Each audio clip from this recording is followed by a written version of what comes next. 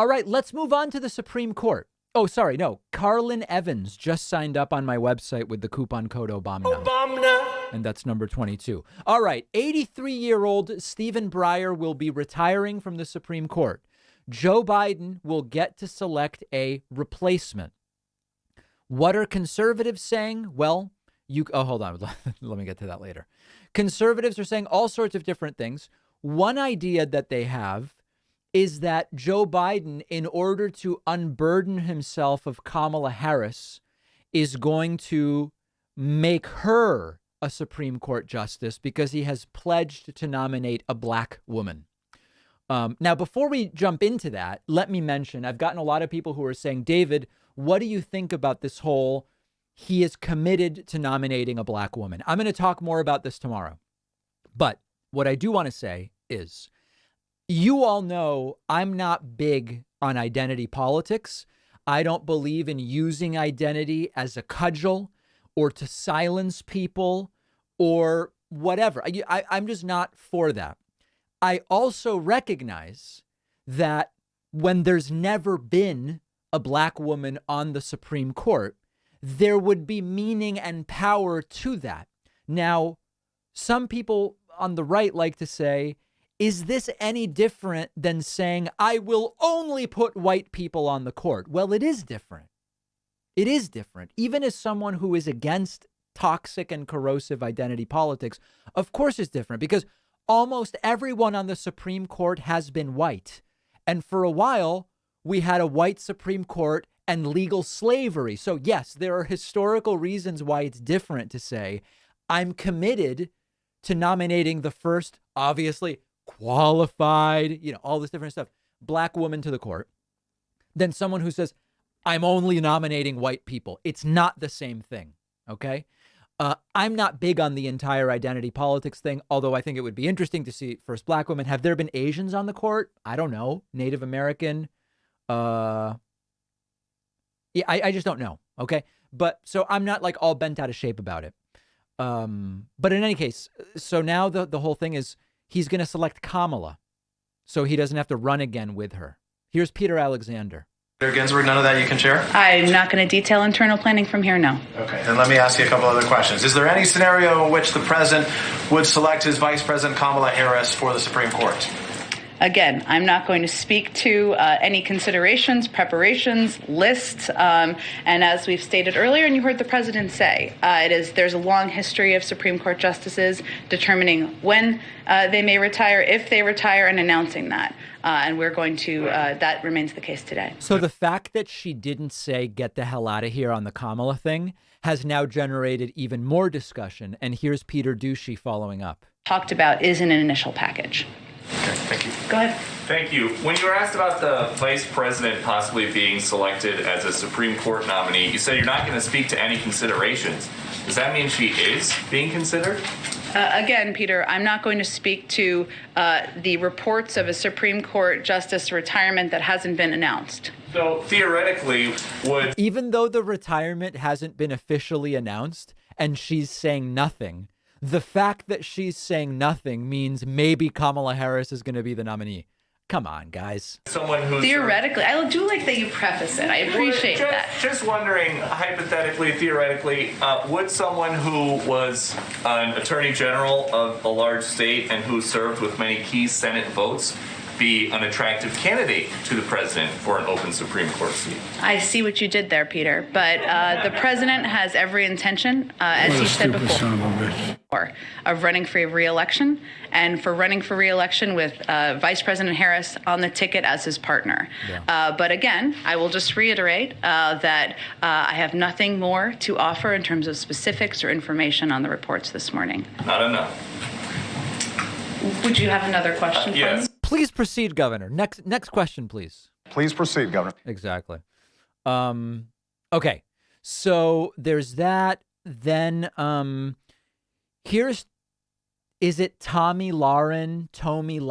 I don't know how to pronounce her name. I'm sorry, guys. You guys know who I'm talking about. She now had an idea about nominations of black women. Yeah, it doesn't change the ideological makeup, but we know that what Joe Biden does best is placate to the radical element and the radical... Placate to. Now, that's not appropriate syntax. I know everybody on Twitch and most everybody on YouTube knows that, but okay. Progressive base of his party that he believes is the majority. I believe he's incorrect in that. I believe that they're actually the minority. But I'm wondering the kind of justice that he would nominate. Now, again, I'm sure it will be, as Guy said, a black woman. You know, he's got a dedication to that. We saw how well that worked out with Kamala Harris. But here's to hoping that he has... What does that even mean? Like, I don't even know what she's talking about. A better choice in mind for this position. But I would just hope that he would choose somebody that is not only qualified, but maybe somebody that's not so far on the What's up with that accent? Qualified. What is that? Left. I think the American people are making it pretty clear that the wokeism that's going on right now in the Democrat Party is not for them. So there's another suggestion. And then, I know you guys were ready for this. I know that you guys are ready. Here is Harris Faulkner saying, I don't know. I mean, we're kind of getting close to an election here, guys. So I really want to get into some of what we've seen, though, Guy, and that is this idea that it's too close to an election to get something like this through for a president. We've seen it among Republicans. We've seen Democrats do this as well. It's January. Right. And you can't miss the time. And it's almost February, really. I mean, it's I don't know, guys. Of how far out that is from November. Right. It's not March, it's not May, so on and so forth. What do you make of how much time President Biden would have to put something through? And as Kayleigh just pointed out, you pretty much have to pick somebody perfect at this point. Biden has better do this perfectly, or he is not going to be allowed to do this either. Because you don't have a stall time. Let's also not forget that Biden promised on the campaign trail that no matter who retired or died from the court, if he had an opportunity to replace that person on the high court, he would pick a black woman. So that narrows the field of potential names probably being discussed right now in the White House. I would imagine that there are a lot of conference calls and Zoom calls between the president's team and the Senate Majority Leader to make sure that they don't screw this up. Right now, they have the votes in the Senate. I would imagine the Democrats are probably going to stick together on this one, and they will replace Justice Breyer, likely with an African-American woman. I think they'll have the time to do it. I think they will maybe barely have the votes to do it. Yeah, okay. And I think, yes, it is true, Kayleigh's point is right, that this would be a victory for the Biden administration and for the president. Yeah, sadly, it's not as big. It would be a victory in that Breyer's 83. And so you put someone on there for some period of time, depending on their age. It's not a victory in the sense that replacing Ruth Bader Ginsburg with Amy Covid Barrett was because you're flipping a seat. And I was actually reading some pretty interesting commentary. I'm going to think more about this, but I'll talk about it probably on tomorrow's podcast. If I were whoever, right? Like if I'm whatever black woman they are considering, and I know that it's going to continue being a 6-3 court, I almost don't want the position. Now, I'm not saying I turn it down. No, but what I'm saying is you're going to be put in there to be on the court during some inevitably disgusting decisions that are going to reflect on this court. You won't be in the majority on them. You'll be in the minority. But it's not going to be a good period of time. Now, of course, eventually, if the timing works out, you replace some conservative justices with liberal, and then you have a new court and et cetera. But it's still going to be 6-3, and you might end up being there during some absolutely gross Supreme Court decision. So that's what we have going on there. We'll talk about it tomorrow. Here's a little more about the Kamala Harris hypothesis. Divisive in America right now, not bringing us together, would this further divide? But you said something, too, that I thought was really interesting. So this person has to be a woman, she has to be black, and she's got to be younger. Anybody thinking what I'm thinking?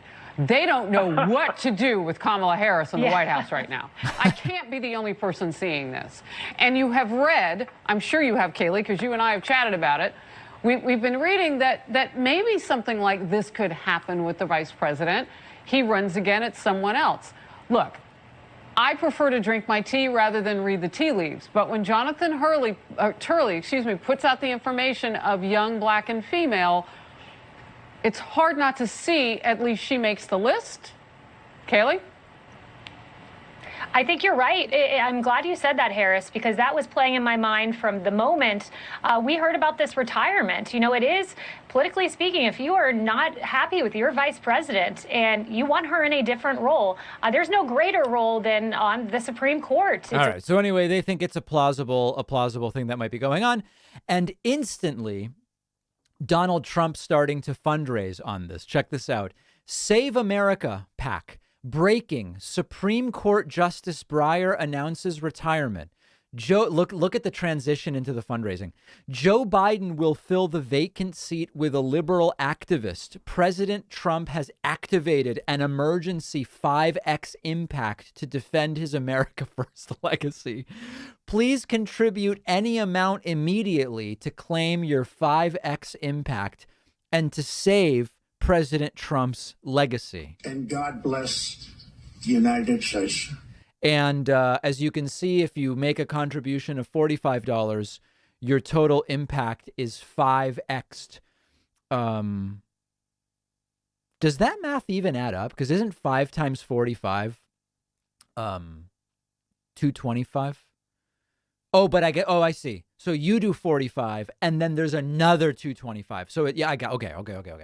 I got it. Man, that is really weird stuff. One of the wettest we've ever seen from the standpoint of water. So there's the Trump grift.